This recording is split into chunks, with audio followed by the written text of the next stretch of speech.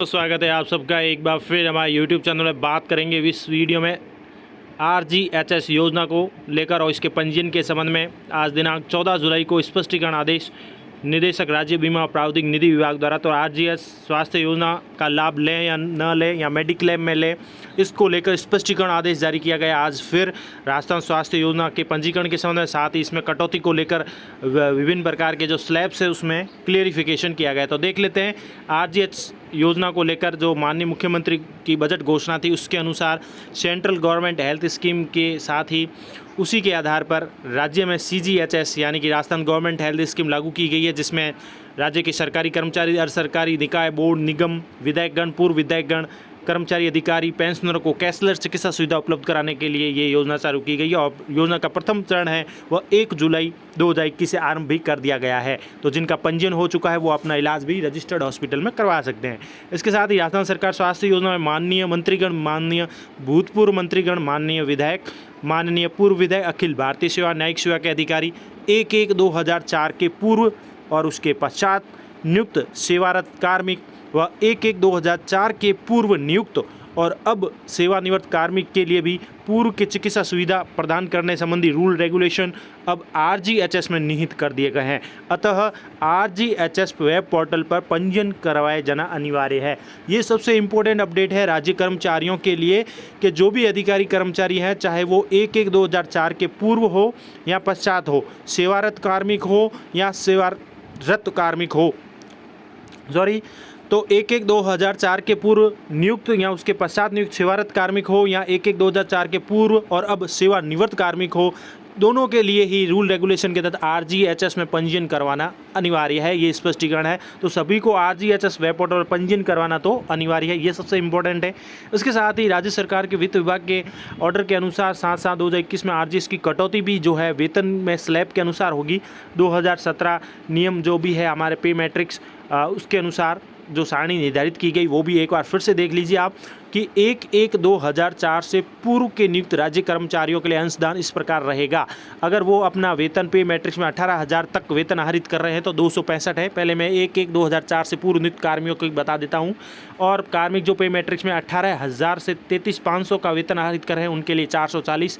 कार्मिक जो पे मैट्रिक्स में 33,500 से 54,500 के वेतन आहरित कर रहे हैं उनके लिए 658। और जो कार्मिक पे मैट्रिक्स में 54,500 से भी अधिक वेतन आहरित कर रहे हैं उनके लिए 875 रुपये है। ये है 1/1/2004 से पूर्व नियुक्त राज्य कर्मचारियों के लिए कर्मचारियों के लिए मासिक अंशदान। इसके साथ ही अब 1/1/2004 से जो नियुक्त होने वाले कर्मचारी हैं, NPS वगैरह के कार्मिक जो है 1/1/2004 के पश्चात नियुक्त हुए हैं, तो 1/1/2004 से नियुक्त वाले राज्य कर्मचारियों के लिए मासिक अंशदान है 135 रुपये। अगर वो 18,000 तक वेतन आहरित कर रहे हैं पे मैट्रिक्स में अगर 18,000 से 33,500 का वेतन आहरित कर रहे हैं तो 220 कटेंगे। और जो पे मैट्रिक्स में 33,500 से 54,500 तक का वेतन आहरित कर रहे हैं उनके लिए 330। और जो कार्मिक पे मैट्रिक्स में 54,500 से भी अधिक वेतन आहरित कर रहे हैं उनके लिए 440 की कटौती होगी मासिक अपने वेतन से। इसके साथ ही अब आपको दिखा देता है स्पष्टीकरण को लेकर जो नियम निर्देश दिए गए हैं आज 14 जुलाई को जयपुर द्वारा, वो ये है कि 1/1/2004 से नियुक्त कार्मिकों के वेतन से RGHS अंशदान की कटौती, यानी कि 1/1/2004 से जो नियुक्त है कार्मिक उनको चिकित्सा व्यय के लाभ पूर्व में राज्य मेडिक्लेम पॉलिसी के अंतर्गत प्राप्त हो रहे हैं। यानी कि 1/1/2004 से नियुक्त जो कार्मिक है अभी तक वो राज्य मेडिक्लेम पॉलिसी के अंतर्गत लाभ प्राप्त कर रहे हैं। तो वित्त विभाग के परिपत्र 7/7/2021 में इन कार्मिकों को RGHS में अंशदान या राज्य मेडिक्लेम का विकल्प दिया गया है। यानी कि ऐसे कार्मिक है जो 1/1/2004 से नियुक्त है तो वो दोनों में से किसी एक का विकल्प ले सकते हैं, चाहे वो RGHS में अंशदान करें या अपनी राज्य मेडिक्लेम पॉलिसी जो है उसका विकल्प ले सकते हैं।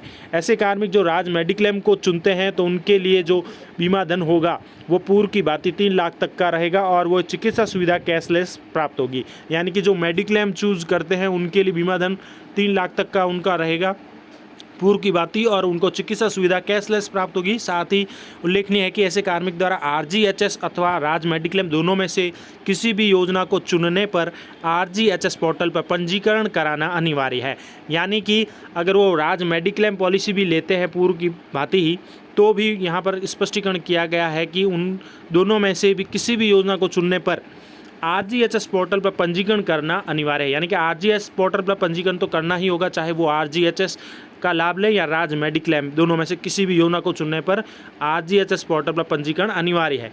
कार्मिक को इसके लिए अपने संलग्न जो एक विकल्प पत्र है भरकर अपने आहरण वितरण अधिकारी को यानी डीडीओ को प्रस्तुत करना है। इसके साथ ही वे कार्मिक जो आरजीएचएस अनुदान का विकल्प पत्र भरकर अपने आहरण वितरण अधिकारी को दे देंगे, उनकी आरजीएचएस की कटौती जो है कॉलम 4 के आधार पर बजट मद जो भी है उसके अनुसार, और इन कर्मचारियों को आरजीएचएस योजना के तहत जो भी है 5 लाख तक का कैश है, इंडोर डे केयर है, 20,000 तक की ओपीडी है, अतिरिक्त 5 लाख गंभीर बीमारी के लिए चिकित्सा सुविधा प्रति वर्ष प्रति परिवार दे होगी। यानी ये आपके ऊपर है। 1/1/2004 से नियुक्त कार्मिकों के लिए अगर वो राज्य मेडिक्लेम लेते हैं तो 3 लाख तक का रहेगा और चिकित्सा सुविधा रहेगी, लेकिन फिर भी उनको पोर्टल पर पंजीकरण करना अनिवार्य है आरजीएचएस पर। और साथ ही अगर वो ये वाली लेते हैं नई वाली तो इनको ये सुविधाएं प्राप्त होगी आरजीएस में। अब आती है number 2 point clarification. Akhil Bharatiya न्यायिक सेवा के अधिकारियों के लिए आरजीएस में अंशदान की कटौती जो होगी वो राजस्थान सिविल सेवा रूल्स 2013 जो नियम लागू है और इनकी आरजीएस कटौती जो सारणी है एक कॉलम में दी गई है उसके अनुसार की जाएगी। अब आता है नंबर 3 पॉइंट 1/1/2004 के बाद नियुक्त सेवानिवृत्त कार्मिकों के लिए आरजीएस में अंशदान व कटौती कैसे होगी। तो ऐसे कार्मिक जिनकी नियुक्ति 1/1/2004 या इसके बाद हुई थी और अब वो सेवानिवृत्त हो गए हैं, क्योंकि इसमें सेवानिवृत्त पेंशनर के लिए भी रूल्स है, तो ऐसे में 1/1/2004 या उसके बाद जो भी नियुक्त सेवानिवृत्त कार्मिक है उनके लिए जो आरजीएचएस में अंशदान इस प्रकार रहेगा। तो 1/1/2004 के बाद नियुक्त और सेवानिवृत्त हुए कार्मिकों के लिए अंशदान इस प्रकार रहेगा। अगर और उन्हें मासिक आधार पर अंशदान देना है जीवन पर्यंत आरजीएचएस योजना का लाभ प्राप्त करने के लिए, और ये 10 वर्ष के बराबर एक मुश्त अंशदान सारणी 2 जो दी गई इसके अनुसार होगा। तो ऐसे कार्मिक जिनकी नियुक्ति 1/1/2004 या उसके बाद हुई थी और वो सेवानिवृत्त हो गए हैं उनके लिए इस प्रकार से सारणी के अनुसार कटौती की जाएगी। तो सेवानिवृत्त कार्मिक को वेतन पे मैट्रिक्स 1/1/2004 या उसके पश्चात जो नियुक्त हुए हैं और 1/1/2004 से नियुक्त राज्य कार्मिकों के लिए मासिक अंशदान इस प्रकार रहेगा। सेवानिवृत्ति के अंतिम माह में अगर पे मैट्रिक्स 18,000 तक वेतन था तो 135, सेवानिवृत्ति के अंतिम माह में पे मैट्रिक्स 18,000 से 33,500 के बीच में था तो 220, और सेवानिवृत्ति के अंतिम माह में पे मैट्रिक्स 33,500 से 54,500 था तो 330, और सेवानिवृत्ति के अंतिम माह में पे मैट्रिक्स 54,500 से अधिक था तो 440। इसके साथ ही 1/1/2004 से नियुक्त राज्य कर्मचारियों के लिए एक मुश्त अंशदान है वो है इसके 135 × 120 है तो 16,200, और सेकंड में है अगर वेतन है इतना तो 220 × 120 26,400, और साथ ही 330 × 120 39,600, और 440 × 120 52,800 रुपये।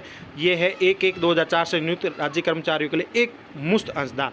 तो ये महत्वपूर्ण दिशा निर्देश थे। आज आरजीएचएस को लेकर महत्वपूर्ण दिशा निर्देश जारी किए गए हैं, स्पष्टीकरण दिया गया है, और राज्य मेडिक्लेम पॉलिसी को लेकर भी और आरजीएचएस को लेकर भी। एक क्लियरिफिकेशन यहाँ पर हो जाता है कि आरजीएचएस में पंजीयन कराना सभी के लिए ही आवश्यक है।